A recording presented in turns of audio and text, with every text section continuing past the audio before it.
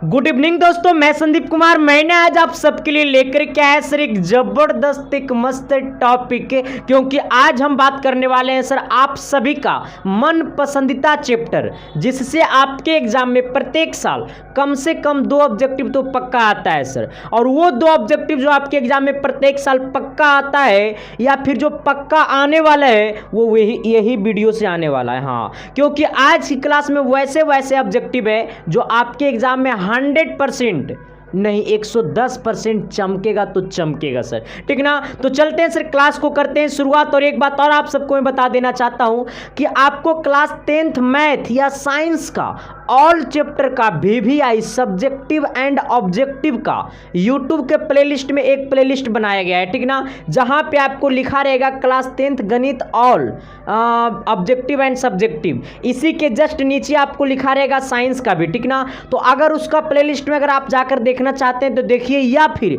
Video के description में भी उसका लिंक दिया हुआ प्लेलिस्ट का, ठीक ना। तो वहां पे जाइए, उस लिंक पे क्लिक करिए, आपको यूट्यूब पे सारा वीडियो मिल जाएगा, ठीक ना। तो चलते हैं सर, क्लास को आज करते हैं शुरुआत। और सबसे पहली बात आपको बता देना चाहते हैं सर कि आज की क्लास सबसे मजेदार क्लास होने वाला है, क्योंकि आज की क्लास में चैप्टर मजेदार है सर, ठीक ना। देखिए पहला सवाल क्या कहता है, थोड़ी सी गौर कर लेना सर, और कोई रटना फटना नहीं। कितने बच्चे को लग रहा होगा ना कि सर हमने तो अभी तक ट्रायंगल पढ़ा ही नहीं। अगर आप कुछ भी नहीं पढ़े ना, अगर आप मैथ में 0/0 है ना, तब वो आपको मैं हीरो बना दूंगा। देखिए, और एक बात और है सर, थोड़ा सा आपको आज मज़ा भी आएगा। इसलिए आएगा ना कि बगल में शिव गुरु का पूजा हो रहा है, मतलब शिव चर्चा जानते होंगे देहात में होता है, अब तो शहर में भी होने लगा, लेकिन शहर में यहाँ पे पटना में हो रहा है। तो आपको बैकग्राउंड में म्यूजिक भी मिलेगा, ठीक ना। हो सके ना कि मेरा वीडियो में भी कॉपीराइट लग जाए उस म्यूजिक की वजह से, लेकिन कोई दिक्कत नहीं है सर, रहने दो। आइए सवाल नंबर 1। ये क्या हो गया रे दद्दा, इतना काहे डाल दिया। वाह वाह वाह वाह, ये क्या मतलब तुम लोग भी खेला करता है भाई। ये फालतुए में ना जग गया इतना इंक बनाने में, पता है बहुत मेहनत लगता है। देखिए 1 नंबर सवाल कहता है ना कि 2 समरूप त्रिभुजों की भुजाएं 1:2 के अनुपात में है, तो इनके क्षेत्रफल का अनुपात होगा। देखो, जब भी आपको भुजा का अनुपात दिया रहे, ठीक ना, जब भी आपको भुजा का अनुपात दिया रहे तो आपसे पूछेगा क्षेत्रफल का अनुपात। इस बात को आप गौर कर लीजिएगा, आपको भुजा का अनुपात दिया रहेगा और आपसे पूछेगा क्षेत्रफल का अनुपात। यहां पे बोला है कि भुजा का अनुपात 1:2 है, तो हमसे क्या बोला है, तो इनके क्षेत्रफल का अनुपात क्या होगा। जब भी आपको 2 समरूप त्रिभुजों के भुजा का अनुपात मालूम रहे, जब भी आपको 2 समरूप त्रिभुजों के भुजा का अनुपात मालूम रहे और आपसे पूछ दे क्षेत्रफल का अनुपात, तो कुछ नहीं करना है, सिर्फ दोनों पे स्क्वायर कर देना है, ठीक ना। इस पे भी स्क्वायर लगा देना और इस पे भी स्क्वायर लगा देना, यानी 1 का स्क्वायर कितना हो जाएगा 1 और 2 का स्क्वायर 4, यानी आंसर आ जाएगा 1:4। फिर से मेरी बात को सुनने का कोशिश कीजिएगा। जब भी आपको सवाल में किसका अनुपात दिया रहे, भुजा का अनुपात दिया रहे, और आपसे पूछ दे कि क्षेत्रफल का अनुपात क्या होगा, तो कुछ नहीं करना है, दोनों पे सिर्फ और सिर्फ क्या कर देना है, स्क्वायर लगा देना है। तो 1:4 क्या हो जाएगा, क्षेत्रफल का अनुपात। अब कहिएगा आई गुरुजी, अगर क्षेत्रफल का अनुपात दिया रहेगा और पूछ देगा भुजा का अनुपात, तो क्या करेंगे। देखो, अगर आपको क्षेत्रफल का अनुपात दिया रहेगा और पूछ देगा भुजा का अनुपात, तो कुछ नहीं करना है, रूट लगा देना है। उस पर भी मैंने सवाल लाए हैं। आइए सवाल नंबर 2 क्या कहता है, थोड़ी सी गौर कर लेना। कहता है 2 समद्विबाहु त्रिभुज के शीर्ष कोण समान है।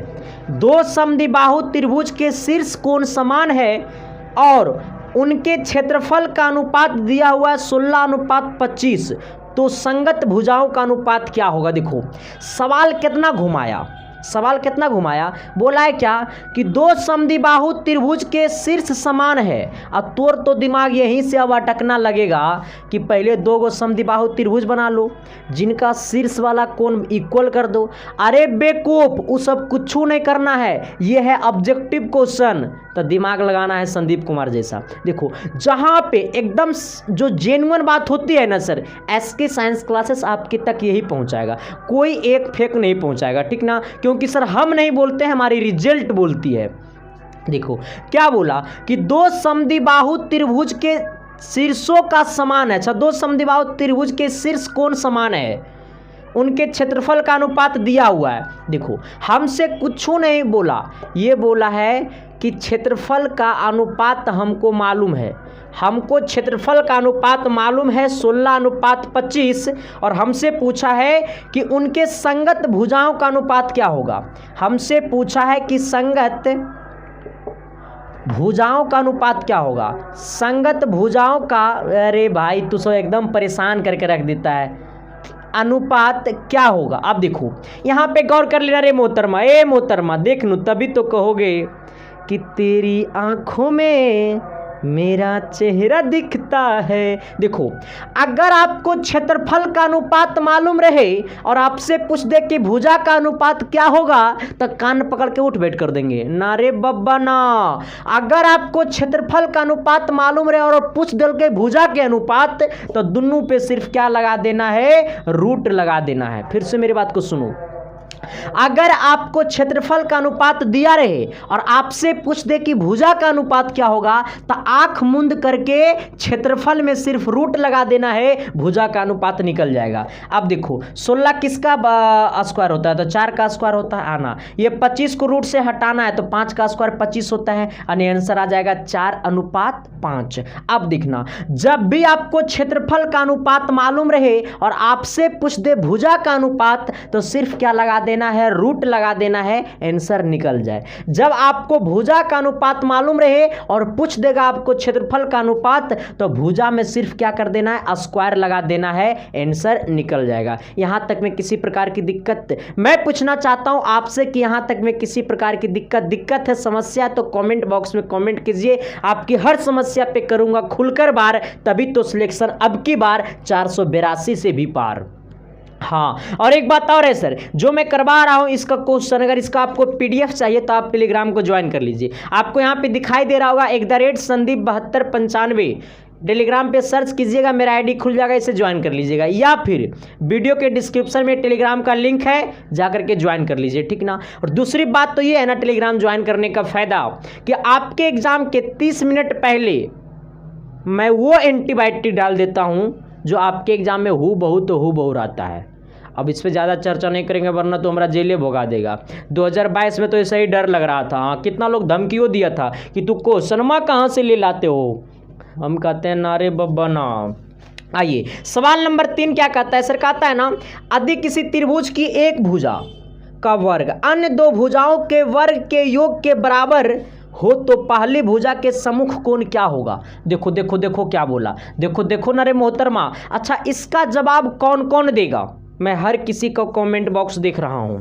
इसका जवाब कौन कौन देगा, जो सही जवाब देगा उसको हम अपनी साली से शादी करा देंगे। एक्चुअली में रियल बात तो यह कि अभी तक मेरा शादी नहीं हुआ है। हाँ, शादी होगा 2027 में, कम से कम 27 साल के एज में तो शादी करेंगे ना रे भाई। हाँ हाँ ना। देखो क्या बोला, कहता यदि किसी त्रिभुज की एक भुजा का वर्ग, यदि किसी त्रिभुज की, मानो एगो त्रिभुज है, अब देखो कहता ए है, ये बी है, ये सी है, कहता यदि किसी त्रिभुज की एक भुजा का वर्ग, मान लो ये ए सी का वर्ग, फिर बोला अन्य दो भुजाओं के वर्ग के, अन्य दो भुजाओं के वर्ग का योग बराबर होता। अब देखो, अच्छा ये भुजा को मैंने ए सी का स्क्वायर कर दिया, अन्य दो भुजा क्या है, ए बी का स्क्वायर प्लस बी सी का स्क्वायर, यानी ये कहने का मतलब हो गया कि एच स्क्वायर बराबर P square plus B square. यही ना होता है, ये पाइथागोरस थ्योरम यही ना बोलता है कि, कॉल आ रहा है इसको रिसीव कर लीजिए। पाइथागोरस थ्योरम यही ना बोलता है कि किसी भी त्रिभुज में एक भुजा का वर्ग अन्य दो भुजाओं के वर्ग के योग के बराबर हो, उसे पाइथागोरस थ्योरम कहते हैं। पाइथागोरस थ्योरम हमारा यही बोलता है, ठीक ना। तो ये हमारा साफ शब्दों में पाइथागोरस थ्योरम बोला है, लेकिन क्या बोला है पाइथागोरस थ्योरम में कि यदि किसी त्रिभुज की एक भुजा का वर्ग, मैंने एक भुजा का वर्ग कर दिया, अन्य दो भुजाओं के वर्ग का योग के क्या है, बराबर है, मैंने कर दिया। अब देखो तब क्या पूछा है, तो पहली भुजा का सम्मुख कोण, अब देखना ये वाला पहली भुजा AC मैंने लिया, ये वाला पहली भुजा का सम्मुख कोण ये वाला हो जाएगा। तो अब देखना जो भुजा कर्ण होता है उसके सामने वाला कोण कितना होता है, 90 डिग्री होता है, यानी क्या होता है, समकोण होता है। क्या होता है सर, ये समकोण होता है। किसी प्रकार की दिक्कत समस्या, बात बुझाया कि नहीं बुझाया। देखो पाइथागोरस थ्योरम तभी संभव होगा जब इसमें एक कोण 90 होगा, और जो कोण 90 होगा उसके सामने वाला जो भुजा होती है वो कर्ण होती है। क्या होती है सर, वो कर्ण होती है, ठीक ना। जो हिंदी में पढ़ा होगा ऐसे पढ़ लेना, ये कर्ण का स्क्वायर बराबर लंब का स्क्वायर अब प्लस कितना, आधार का स्क्वायर, ठीक ना, यही होता है, ठीक ना। तो जो कर्ण होता है ना उसको हम लोग H से लिखते हैं, क्योंकि H का मतलब हाइपोटेनस, जिसको हिंदी में हम लोग बोलते हैं कर्ण। तो पहली भुजा जो ये है इसके सामने वाला जो कोण होगा ये 90 डिग्री होगा, नहीं समकोण होगा, आना। सवाल नंबर 4 कहता है दो समरूप त्रिभुजों की भुजाएं 4:9 के अनुपात में है, तो इन त्रिभुज के क्षेत्रफल का अनुपात होगा। अच्छा, अभी जस्ट मैंने आपको पढ़ाया है कि अगर आपको भुजा का अनुपात मालूम रहे और आपसे पूछ दे क्षेत्रफल का अनुपात, तो 2 बार कान पकड़ के उठ बैठ कर देंगे, तुमको गर्लफ्रेंडो छोड़ के भाग जाएगी बकलूला। देखो इधर, देखो देखो रे बब्बा, देखो कहता है ना कि बचपन का प्यार मेरा भूल नहीं जाना रे, जैसा मेरा प्यार है जान तुझे किया हूँ। तो 8 बजे डेली हमसे यूट्यूब पर ही मिलना रे बबुआ, रात में 8 बजे। अब देखो कहता है ना, क्या देखो कितना एकदम सटीक बात बोला कि दो समरूप त्रिभुजों की भुजाएं 4:9 के अनुपात में है। दो गो समरूप त्रिभुज है जिनका भुजा का अनुपात दिले है।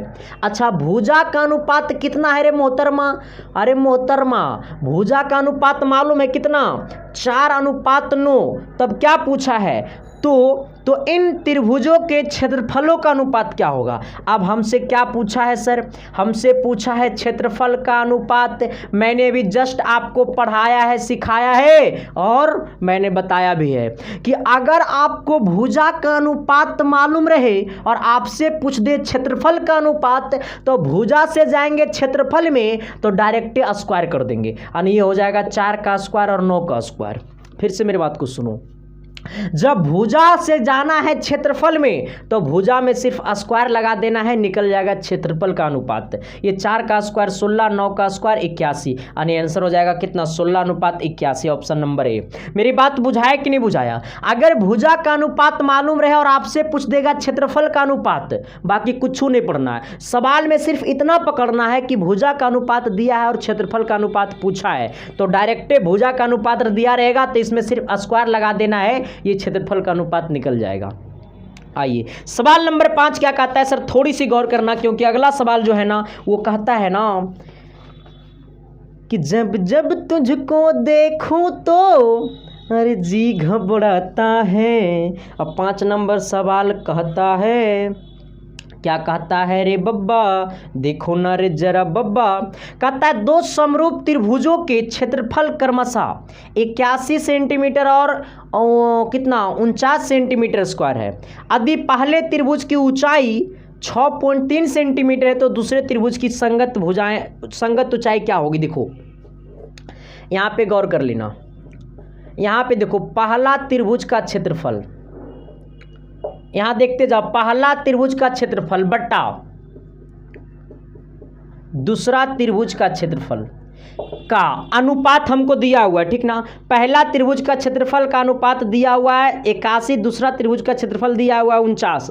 तो बोला यदि पहले त्रिभुज की ऊंचाई, देखो पहले त्रिभुज की ऊंचाई, तो कुछ नहीं करना, देखो इसे कर दो, त्रिभुज का क्षेत्रफल क्या होता है, डायरेक्ट इसको कर दो, देखो h का स्क्वायर कर दो बस। ये भुजा है, ठीक ना, ये पहला का स्क्वायर, ये पहला h1 का स्क्वायर, ये दूसरा h2 का स्क्वायर। फिर से मेरी बात को सुनो, पहले त्रिभुज का क्षेत्रफल और दूसरे त्रिभुज के क्षेत्रफल इक्वल टू कर देना, पहला h1 का स्क्वायर और दूसरा h2 का स्क्वायर कर देना, ठीक ना, क्योंकि दो गो हमको ऊंचाई दिया हुआ है। तो पहला ऊंचाई का स्क्वायर बट्टा दूसरा ऊंचाई का स्क्वायर, ओके।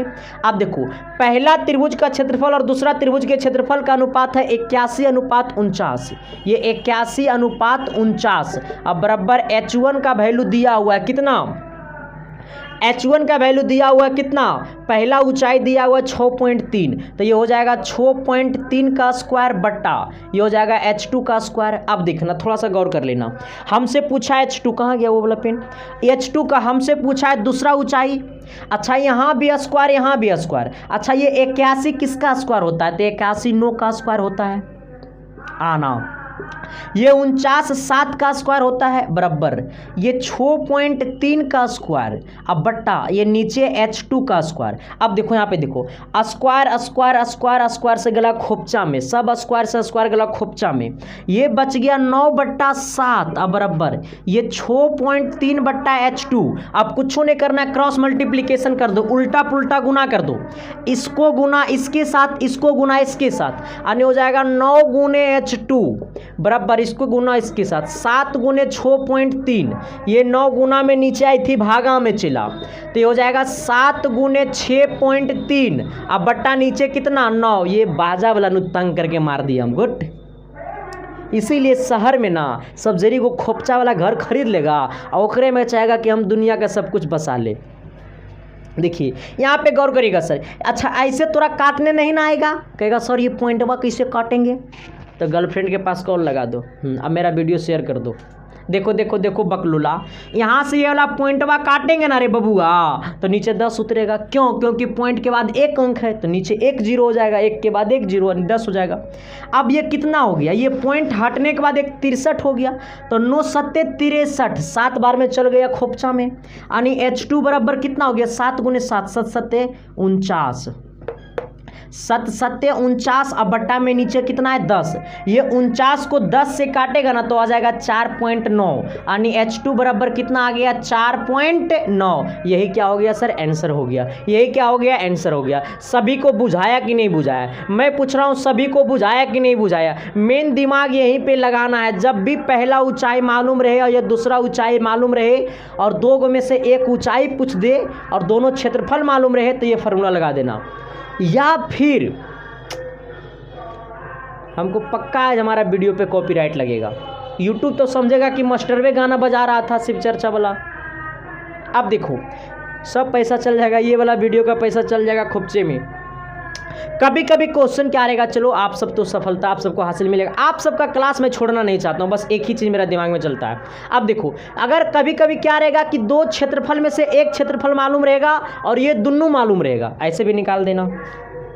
सवाल नंबर 6 होगा, अब ठीक ना, 6 नंबर का आता है ना, हाँ, कि त्रिभुज ABC और त्रिभुज DEF में BC बराबर 3 सेंटीमीटर, EF बराबर 4 सेंटीमीटर और त्रिभुज ABC का क्षेत्रफल दिया हुआ है 54 सेंटीमीटर स्क्वायर, तो त्रिभुज DEF का क्षेत्रफल क्या होगा। देखो देखो देखो देखो कुछ नहीं है, अरे बड़का हल्का, अरे बबुआ देख लूँ कितना लोग तो टेंशन में आ गया होगा कि हमरा तो बुझाइए नहीं रहा है सर जी कि की होगा, आम होगा कि इमली होगा।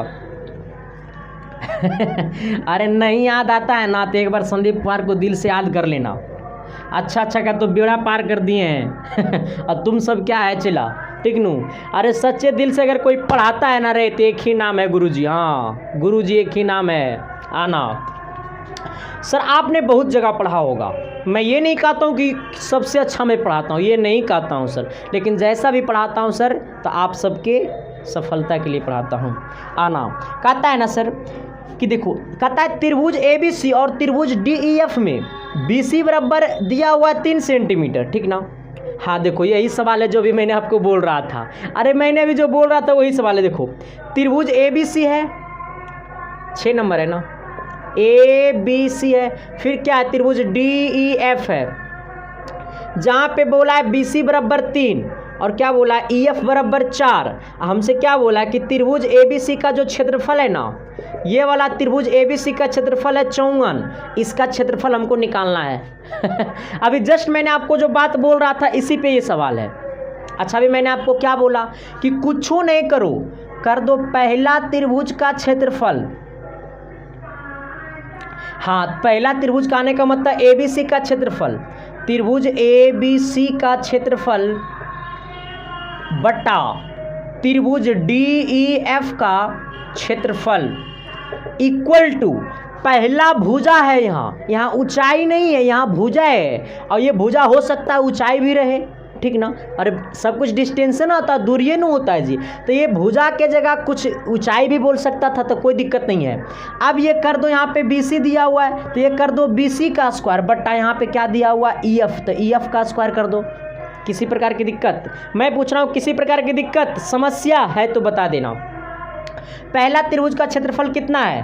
54, तो कर दो 54। ये DEF का क्षेत्रफल हमको निकालना है, त्रिभुज DEF का क्षेत्रफल, ठीक ना। इसको डायरेक्टे मैं क्षेत्रफल लिख देता हूँ, ओके। क्षेत्रफल यार लिखना ही पड़ेगा, त्रिभुज DEF का क्षेत्रफल आना। अच्छा ये BC कितना है? तो BC 3 है, तो ये 3 का स्क्वायर हो जाएगा। अच्छा EF कितना है? तो EF 4 है, तो 4 का स्क्वायर हो जाएगा। ये कितना हो जाएगा? 3 का स्क्वायर 9 और 4 का स्क्वायर 16। यहाँ पे कितना हो गया? ये 54 बट्टा त्रिभुज DEF का क्षेत्रफल इक्वल टू 9 बट्टा 16। इसको क्रॉस मल्टीप्लीकेशन कर दो, इसको गुना इसके साथ, इसको गुना इसके साथ, यानी करो 9 गुने त्रिभुज DEF का क्षेत्रफल बराबर इसको गुना इसके साथ, यानी 54 गुने 16। अब देखो ये वाला 9 गुना में नीचे चल जाएगा भागा में, तो इसको डायरेक्ट यहीं से भागा में डाल दो। नहीं समझा रहे? यहाँ पे 9 गुना में होता तो नीचे भागा में जाता, इससे कटेगा। देखो कितना 9 छक 54 और 16 गुने 6, तो त्रिभुज DEF का क्षेत्रफल बराबर 16 गुने 6, 16 छक 96, यानी आंसर कितना आ जाएगा? 96 centimetre square. 96 centimetre square option number कितना? तो ऑप्शन नंबर C। मेरा बात बुझाया कि नहीं बुझाया? ये जरूरी नहीं है कि यहाँ पे सिर्फ ऊंचाई एनी टाइम बोलेगा, कभी कभी भुजा भी बोल देगा, ठीक ना। ये जरूरी नहीं कि यहाँ पे ऊंचाई कभी एनी टाइम बोलेगा, कभी कभी भुजा भी बोलेगा। अच्छा ये जरूरी है कि आपका शादी होगा तो आपका बच्चा का नाम रहेगा विनोद, कहेगा सर इतना गंदा नाम रखेंगे। अच्छा तुम अच्छे नाम रख लेना, ठीक। अब सोचो कि जरूरी थोड़ा है कि तुम्हारी बीवी तुम्हारा मतलब एनी टाइम कहेगा थुनिए ना दी, ऐसे थोड़ा कहेगा। कभी कभी हो सकता है कि तुम्हारे बच्चा का नाम लेकर के तुमको पुकारेगा कि ये विनोद के पापा ठुनिए ना, कभी कभी ऐसे भी बोलेगा ना। तो इसी प्रकार से ये एनी टाइम ऊंचाई नहीं लेना, कभी कभी भुजा भी ले लेना कोई, ठीक ना। आ जाओ सवाल नंबर 7। इतना ज़्यादा साउंड करके कर रहा है ना यार, मेरा एकदम दिमाग खराब कर दिया। अब देखो सवाल नंबर 7 का आता है ना क्या, कि त्रिभुज ABC और त्रिभुज DEF में AB बट्टा DE बराबर BC बट्टा EF बराबर AC बट्टा DF हो तो क्षेत्रफल का अनुपात क्या होगा? अच्छा आप सोचो, सवाल देखो कितना घुमाया है।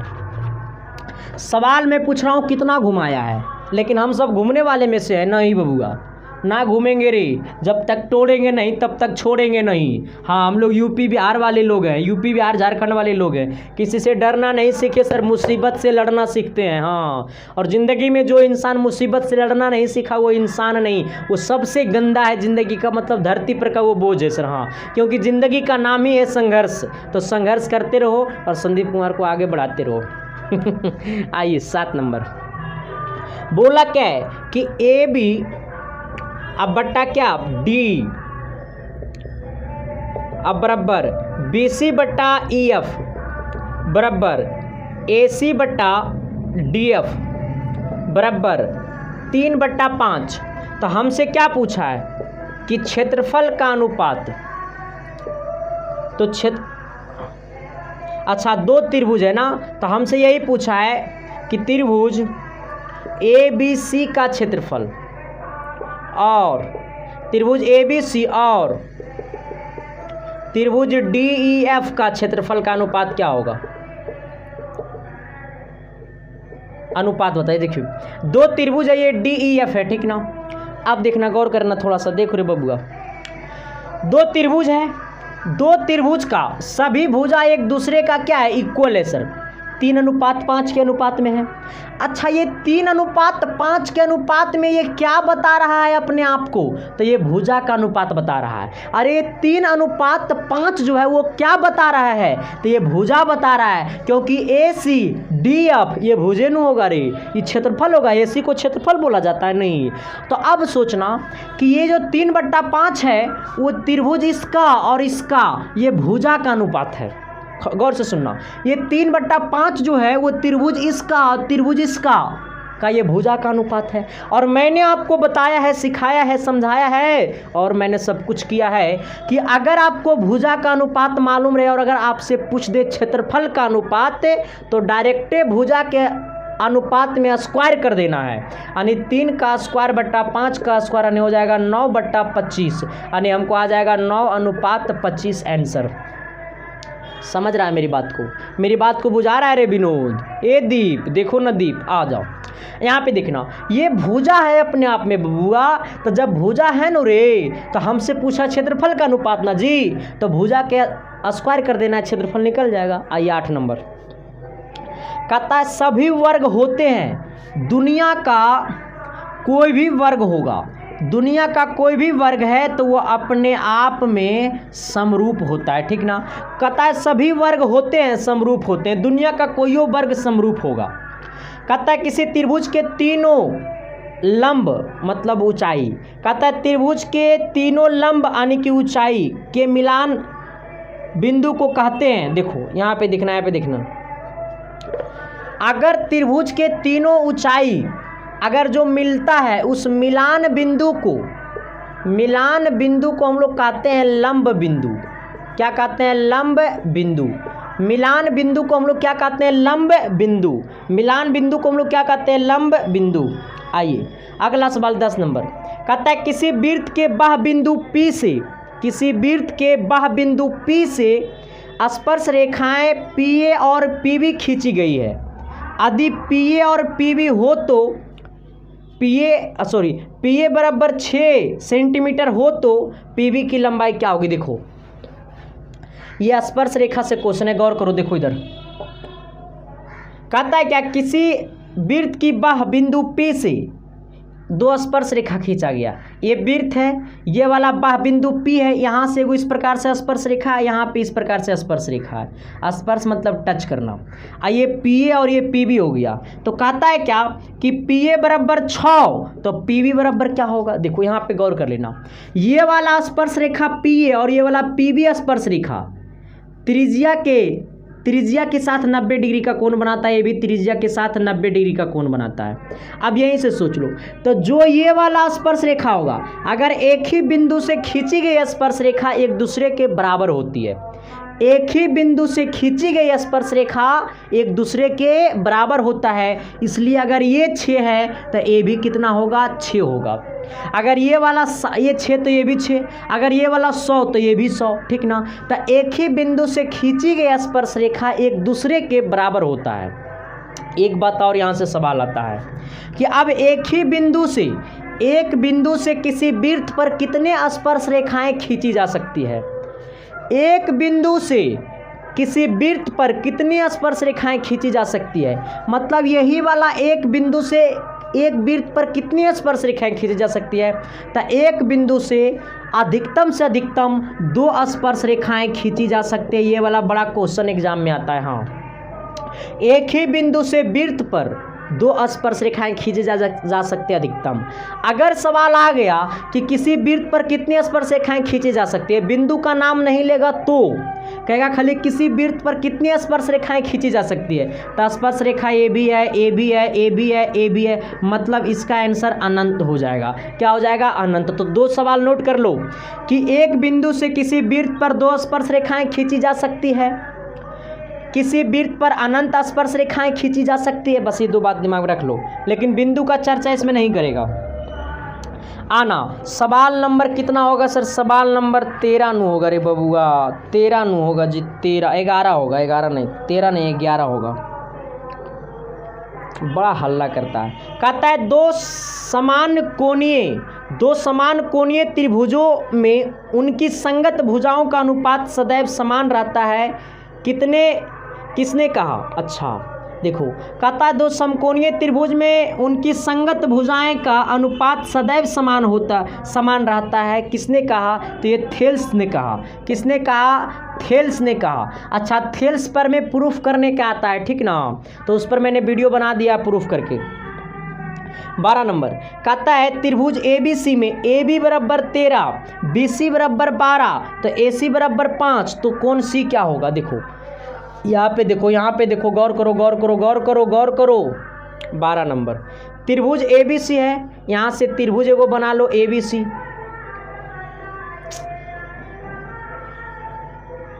दिमाग खराब करके रख देता है, ये सब कौन मोहल्ला है। त्रिभुज ABC है, त्रिभुज ABC है, जहाँ पे कहता है AB बराबर 13 है, यहाँ से यहाँ ये AB 13 है। फिर बोला BC जो है वो 12 है, यहाँ से यहाँ BC 12 है। फिर बोला AC जो है वो 5 है, यहाँ से यहाँ AC 5 है। तो कहता है कोण C क्या है, ये वाला पूछा है कोण C क्या होगा। आप देखना ऐसे चेक करो, देखो ऐसे चेक करना, कोण C के सामने वाला ये वाला भुजा है, तो अब कर दो ये AB का स्क्वायर बराबर ये वाला BC का स्क्वायर प्लस AC का स्क्वायर, मतलब पाइथागोरस थ्योरम लगा दो, इसका वैल्यू इसके वैल्यू का बराबर आ जाएगा। तो कहेंगे कि क्या है, ये वाला कोण 90 डिग्री है, क्योंकि ये कोण 90 मान करके मैंने चला, ये वाला कोण 90 मान के चला, तो 90 के सामने वाला हाइपोटेनस, तो हाइपोटेनस का स्क्वायर इक्वल टू अदर दो साइड का स्क्वायर। ये AB कितना है 13, 13 का स्क्वायर बराबर ये BC कितना है 12, 12 का स्क्वायर प्लस कितना AC 5 है, 5 का स्क्वायर, ये हो जाएगा 144 प्लस 5 का स्क्वायर 25, यानी इसका 169, इसको दोनों को जोड़िए तो इसका भी 169 आ जाएगा, यानी AB 169 AB 169, इसका मतलब ये वाला कोण कितना है 90 डिग्री है।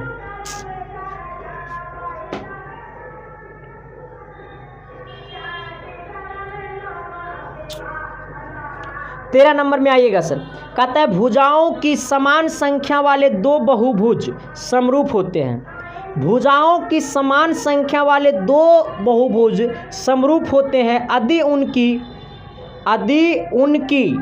क्या, कमेंट बॉक्स में कमेंट करेगा, यदि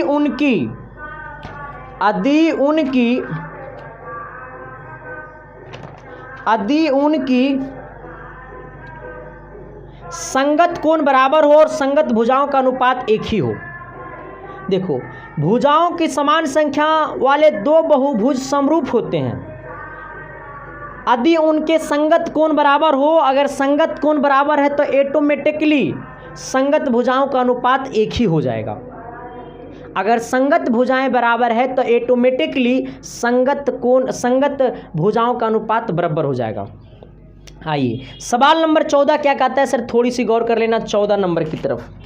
14 नंबर थोड़ा सा फिगर वाला है, थोड़ा सा गौर करिएगा। चलिए आइए सर सवाल नंबर 14 पे गौर करिएगा। कहता है ना दिए गए चित्र में PQ समांतर BC, जहाँ पे बोला PA बराबर 2 सेंटीमीटर, PB बराबर 6 सेंटीमीटर, PQ बराबर 3 सेंटीमीटर, तो BC का वैल्यू सेंटीमीटर में क्या होगा।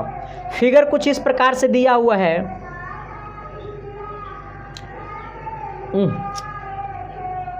ये A है, ये B है, ये C है, ठीक ना। ये P नहीं, फैन नहीं मत चलाइए, आवाज़ आता है, ऐसा ही तो उधर आवाज़ आ रहा है। P एंड Q है, यहाँ पे 3 है, यहाँ पे 2 है, यहाँ पे 6 है। हमसे बोला BC का मान क्या होगा, वाट।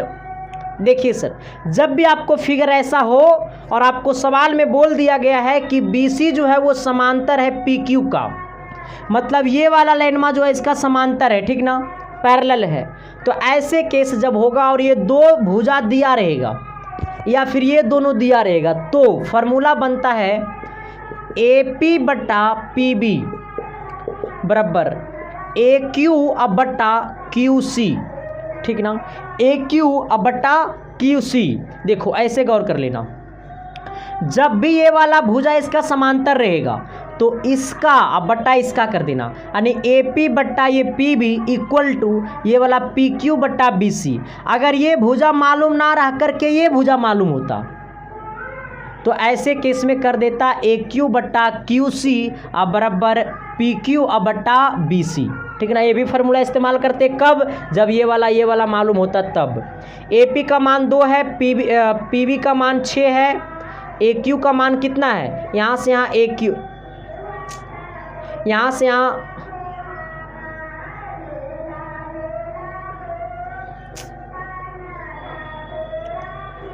इसको PQ करना सर, ये ठीक ना, ये क्या करना PQ अब बट्टा क्या करना BC करना, ठीक ना। आना यहाँ पे PQ का मान कितना है 3 है, BC का मान कितना है कुछ नहीं, हमको BC निकालना है। अब इसको उल्टा पुल्टा गुना कर दो, यानी 2 गुने BC बराबर हो जाएगा 6 गुने 3, BC बराबर कितना हो जाएगा 3 गुने 6 और बट्टा 2 काट देना सर, ये कितना हो जाएगा BC बराबर हो जाएगा 9। किसी प्रकार की दिक्कत नहीं ना। आइए सवाल नंबर क्या कहता है, अगला 15 नंबर कहता है दिए गए चित्र में D जो है वो BC का पैरेलल है और DB जो है वो 3 सेंटीमीटर है, AD जो है वो 2 सेंटीमीटर है और AE जो है वो 1.6 सेंटीमीटर है, तो EC का मान क्या होगा।